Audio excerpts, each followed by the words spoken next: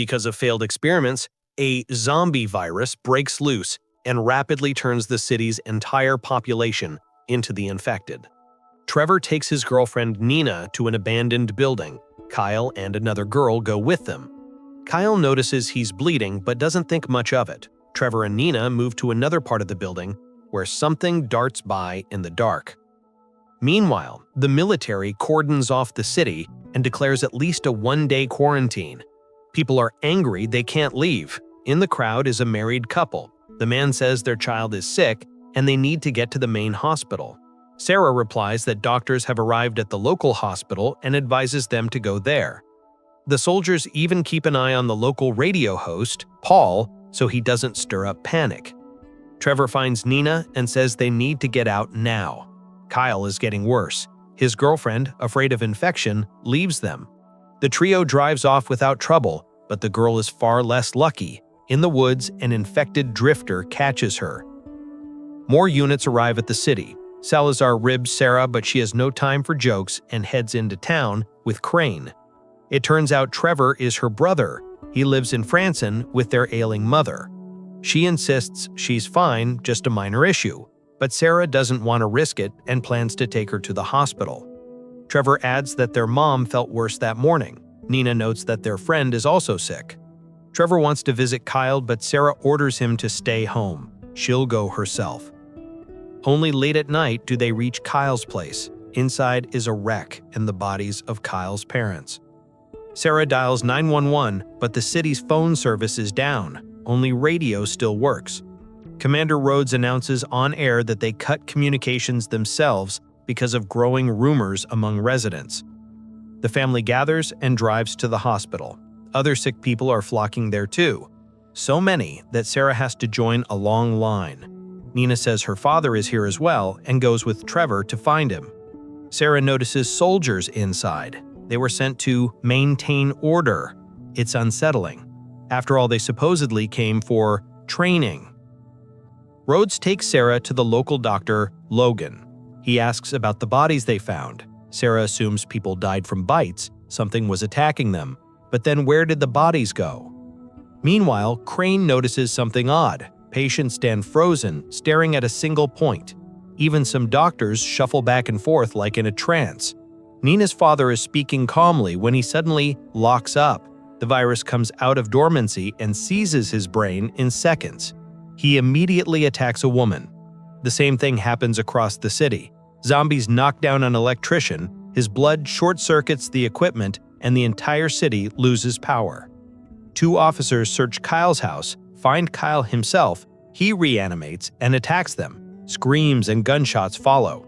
Soldiers guarding the radio station see infected dragging citizens away. One goes to help, but the zombies ambush him. The hospital becomes the epicenter of chaos. Dozens of zombies tear through the corridors, even clambering across ceilings and grabbing everyone they find. Trevor and Nina, like in Dead by Daylight, topple carts and furniture to slow their pursuers. They burst outside and see monsters there too. They climb a fence and run. The soldiers holding the hospital can't contain the infected. Rhodes blocks the doors, checks the back exit, zombies there as well. He fights at first but is overpowered and bitten. The survivors bolt. Logan shows his ratty side. He shoves Crane, causing him to drop the keys. Luckily, Sarah manages to help.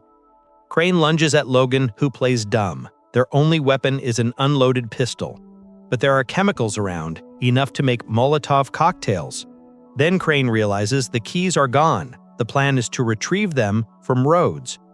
Trevor and Nina make it into the city and spot a man at the radio station. They beg to be let in. Paul opens up.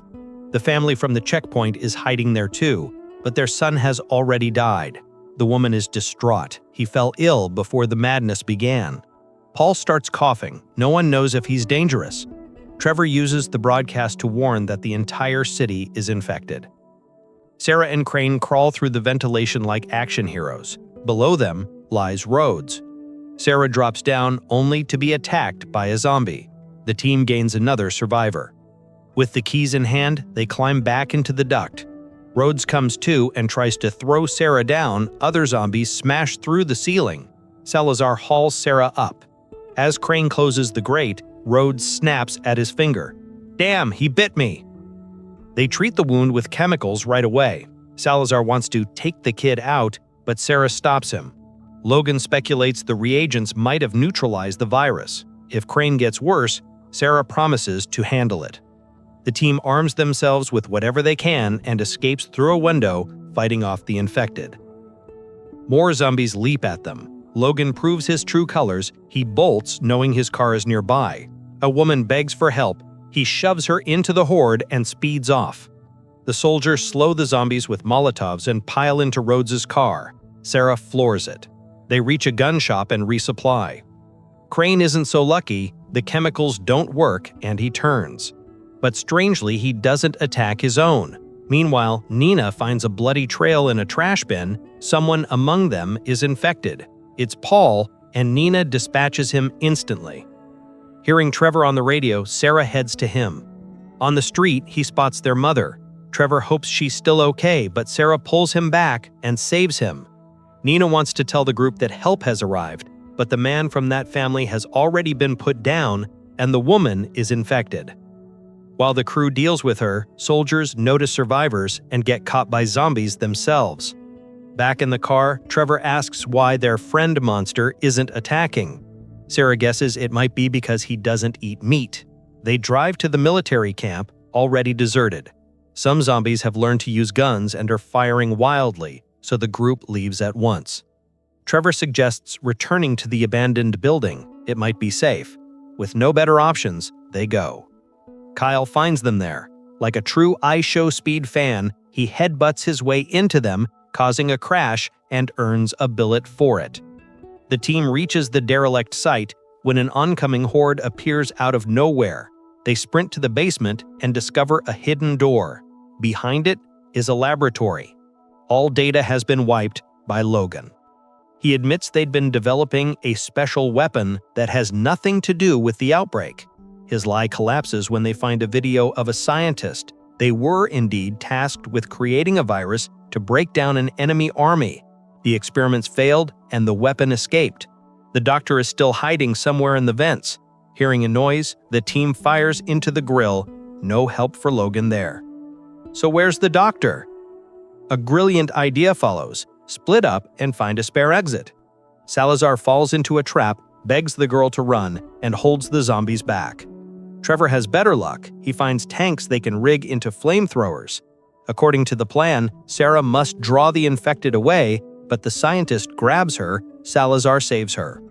Sarah lures the monsters into a trap and clears the complex fast. The film ends with the trio driving out of the city. The radio announces that the authorities have contained the disease and the threat is over, but that's a lie. And we'll be grateful for your like.